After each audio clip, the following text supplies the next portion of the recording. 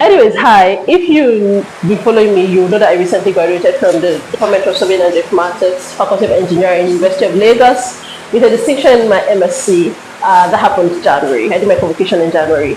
What you may not know, however, is that my dad is also a surveyor, and the reason I got into surveying at all was because of him. Because I would not have known about surveying if not for my dad, and he's a PhD holder. So yeah, the doctor. In addition to being a farmer, a teacher, a pastor, need I say more? You shall, what's potential? He does a lot of things. And I'm a historian, I should say that. Like my interest in history also largely culminates from the fact that my dad always exposed me to history and literature from a young age. Anyways, all of that to say that last week, my dad sent me a topic. So the topic is comprehensive approach of tackling insecurity in Nigeria using geospatial data. And then he asked that, can I think and work on it? And my immediate reaction to it was, oh, it might be nice to write a paper. And I asked him that, oh, do you want the paper? Because bear in mind, the last time I actually wrote a published paper was in 2021 when I finished my undergraduate degree. Even my postgraduate degree, my project was on deformation monitoring, and I have not written any paper yet, but that will change soon because I need to work on papers before next month. Anyways, I asked him if he wanted the paper, and he was like, at the end of the day, not a lot of people read papers, which is true because apart from the academic community, not a lot of people are invested in reading your journals or the articles you put out. So I was like, maybe I do what I do best and do a video series about this. So seeing the topic, the first thing that came to mind was, oh, let me do an entire historical background as to what geospatial data is. All right, so how it came about, why it's important, and how it changed the face for both military acquisition in the West and how that affects us in a country like Nigeria. And so my first thought was I was going to do a YouTube video, right, or do a series.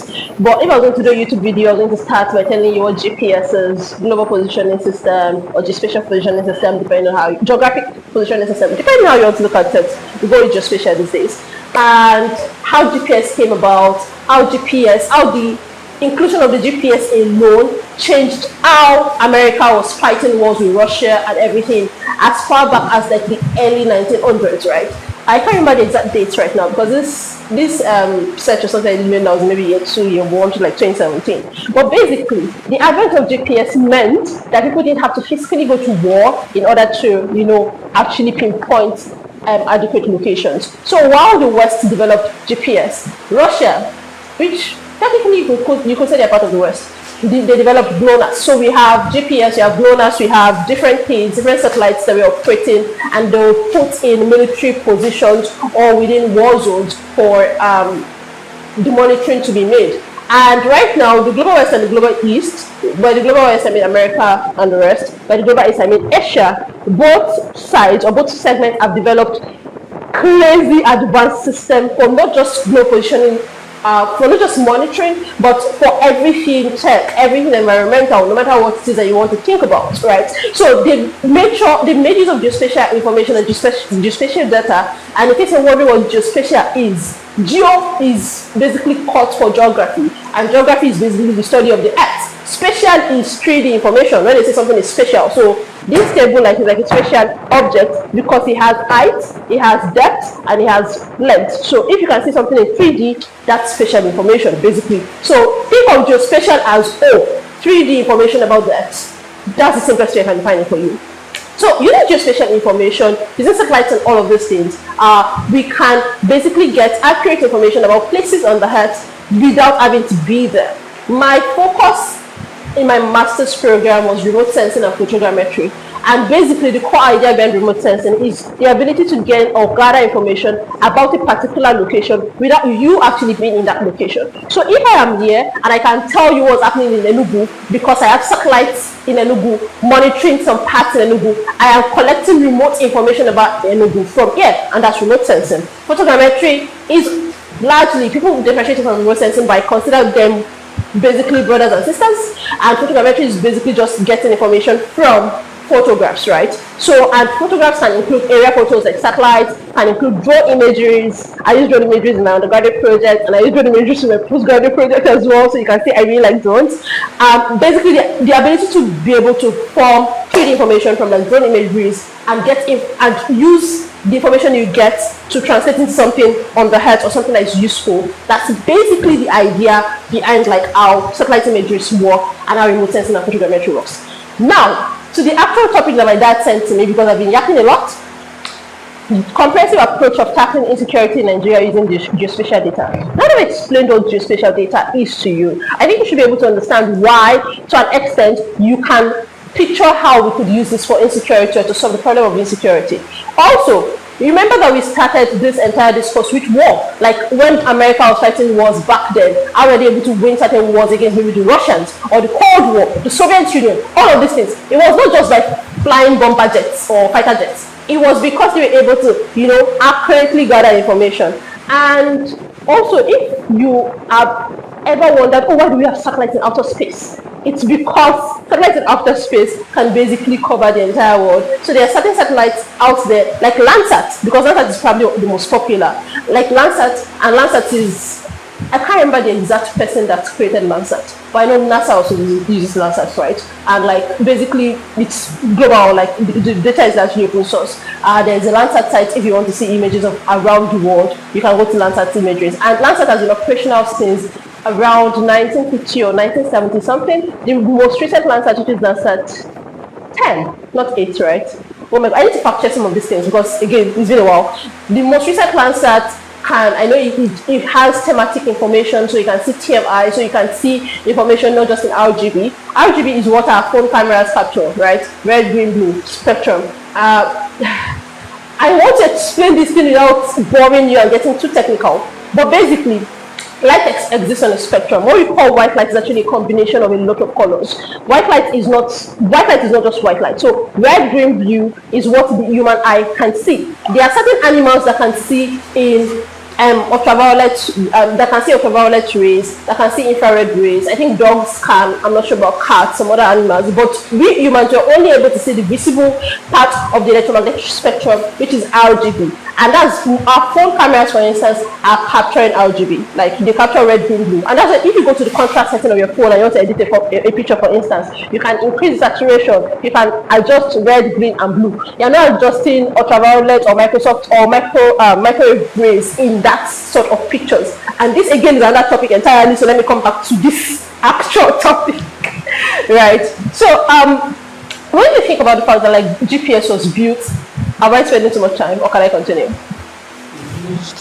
7 minutes. Have you 7 minutes? Alright. Okay, so when you think about the fact that GPS was built to actually, study war and win wars, it makes more sense for us as Nigerians to be able to now see how we can use geospatial data to actually confront the problem of insecurity within the country.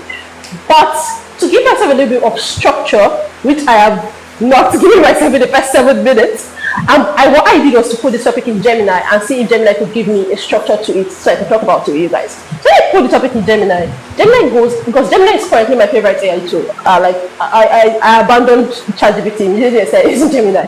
So Gemini goes and says, Nigeria's security landscape in 2026 remains complex, characterized by localized banditry, insurgencies in the northeast, and farmer-elder tensions. However, the shift towards geospatial intelligence, we call that GeoInt in our industry, that's the integration of imagery and data with physical locations, is proven to be a game changer. A comprehensive approach requires moving beyond simple mapping to a dynamic real-time ecosystem where geography informs every tactical decision. So the geospatial intelligence tech stack, that's the GeoInt tech stack, first thing you would actually look at is data acquisition. Now, I need to talk a little bit before I move into like the entire thing around data acquisition.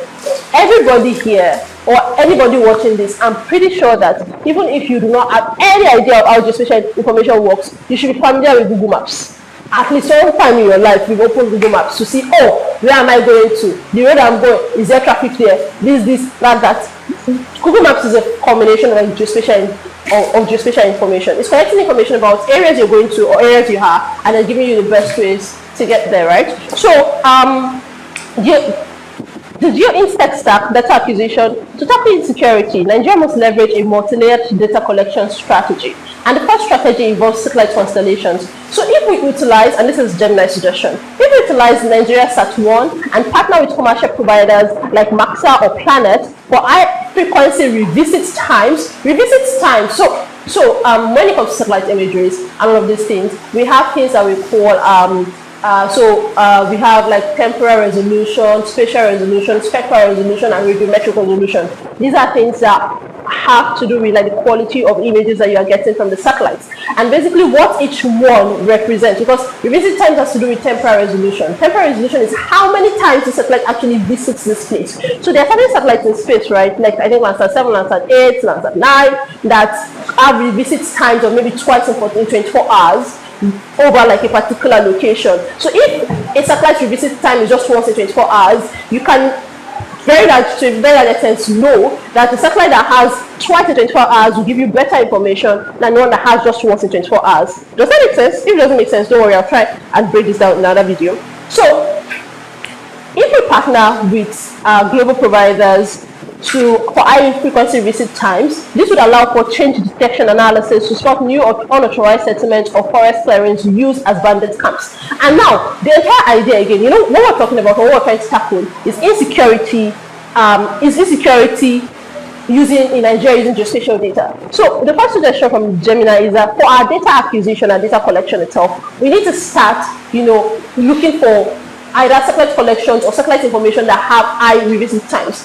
And how will that help us? If you have a satellite that's collecting visit times twice in 24 hours, for instance, that means you can see a particular location 2 times within 24 hours, within the day. Which means if anything changes in this location within 24 hours, you can tell when you're monitoring through the satellite. And that makes sense, right? Because if I am going to if I am part of Boko Haram, for instance, and I want to move camps or move my location, one of the things I'm going to try is the fact that I cannot be seen. But if there are satellites that are, and we have Nigeria Sat actually should cover the entirety of the country. I think it does cover the entirety of the country. So it means that with like the right information of the right people at the right end of affairs, or that know what they are doing, you can monitor each place that is probably, a hotspot for crime and see when maybe criminals are moving or bandits are moving, and with that you can probably inform the next course of action. The next thing here is tactical UAVs as drones. I mentioned drones earlier, right? That if we deploy long endurance drones equipped with LiDAR, LiDAR is light detection and ranging. There's also radar, radio detection and ranging. I'm not going to go into that right now, right? With LiDAR and thermal imaging to see through dense canopies of the Sambisa forest or the rugged terrain of the northwest, we can tackle insecurity, because when you can see something, you can definitely now tell how best you can basically prepare for the eventuality that you can see, right? The next thing here is IoT. IoT is Internet of Things. You can Google it, like I'm not going to send that to you. And ground sensors. Integrating acoustic sensors to detect gunfire, for instance, and seismic sensors. Seismic sensor has to do with noise or sound to monitor cross-border movements in remote hotspots. Well, seismic is more than noise and sound, like the movement of the earth, rocks, all of that, tectonic plates shifting and all that, they all are seismic information. The next thing here, and this is the fourth point under data acquisition, right? So the fourth point under data acquisition is crowdsourced VGI. VGI means volunteered gathered information, and basically think of it as crowdsourcing. So while we have Google Maps, for instance, we also have something called OpenStreetMap. OpenStreetMap is more open source. So when I was in, I think year 2 or year 3, some of my classmates and myself volunteered on OpenStreetMap to put in information about certain places in Nigeria. And if you remember very well, you will know that as of like 2017, 2018, even though Google Maps had information about places like Lagos, when you come to Osho State, for instance, you will not see half of the streets in Osho State. Why? Because like they didn't have enough information about Osho at that moment. When you go to Google Maps right now, you can see everywhere in Nigeria to an extent. So volunteer gathered information, the reason why it works, especially for insecurity or tackling insecurity, is that when you start monitoring a place, you need people in that place to tell you what is going on in that place for time. So with VGI, you can use mobile apps to allow citizens to report incidents with automated GPS tagging, creating a human sensor network, because the entire way geospatial information works is that human beings also interact with it. So if human beings are not interacting with it, there's a problem. Okay, so that's point 1. I feel like I should stop here, but let me just touch on point 2 and then stop. So the next video we'll talk more on things you're confused about, and also on how like insecurity can properly be handled with geospatial information. So the second major point is strategic pillars of implementation. It's not enough to collect information or have data. How do we implement it to actually tackle insecurity?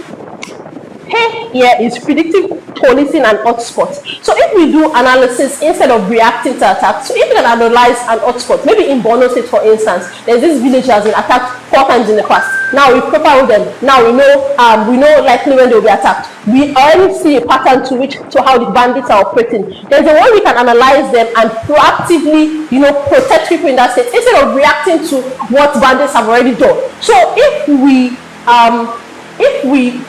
use predictive policing and hotspot analysis, instead of reacting to attacks, security forces would use spatio-temporal modeling by layering historical crime data with socioeconomic indicators. So, for examples, unemployment rate, local market days, etc. The good thing is that we have AI. So, with artificial intelligence algorithms, we can predict windows of vulnerability, which day is most likely. If in a village, you know that every Thursday they bomb somewhere, you know that when you want to send troops out, you will send the troops out maybe Wednesday night. So before the bombers come on Thursday, you can handle them, right? I think it's part of the topic. Maybe I would ask my dad for next time, for the next video, that we'll talk about it together, because he actually, his master's, one of his projects, I think for PhD, was observing crime rates and how he has to do with geospatial information over the Southwest. So I think this is something that he has more experience on. Second thing here is kernel density estimation, KDE. This might not make sense to a lot of you, but basically it's identify precise heat maps where crimes are likely to occur. So by the time we have enough information about the past, we can predict the future. And that's what spatial information really does most often than not. You can use it to do predictive modeling. So the next thing is patrol optimization. GIS software calculates the most efficient patrol routes or routes to maximize visibility in high-risk zones while minimizing poor costs. Under this, this is for predictive policing and hotspot. You have the kernel density estimation, patrol optimization. Then we have border and maritime surveillance, right? Nigeria's porous borders are a major conduit for illegal arms. So if we do geofencing, that's we create digital perimeters and long sensitive border stretches. Any unauthorized crossing triggers and automated alerts to the nearest rapid response squad, right? AIS integration. In Niger Delta, in the Gulf of Guinea, you can merge automatic identification system data with satellites, that's SAR, static aperture radar data, to identify dark vessels involved in oil theft, piracy, all of those things. So basically, and then the last one I'm talking about now is critical infrastructure protection. With geospatial data, we can help to safeguard the nervous system of the nation. We can do vulnerability mapping. We can identify where power lines, pipelines, rail tracks intersect with high-risk terrain, that's deep valleys or unpatrolled forests, and we can basically protect those areas more. And finally, we can also do real-time monitoring. This is very important. Real-time monitoring with satellite imagery to detect encroachment or mechanical interference on pipelines before a breach occurs. So insecurity is beyond just Boko Haram bombing places and Christians. It's also banditry, it's also planning herdsmen, it's also kidnapping, it's also anything that should not be happening in a secure area is insecurity.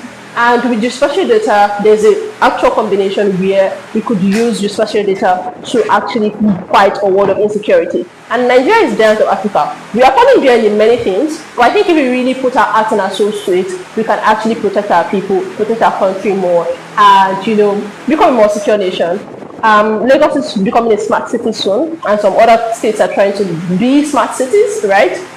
I think Nigeria can become a smart country, and that's one reason I can say I'm proud to be a surveyor. I'll see you in the next one, and hopefully this was educative to you. Bye.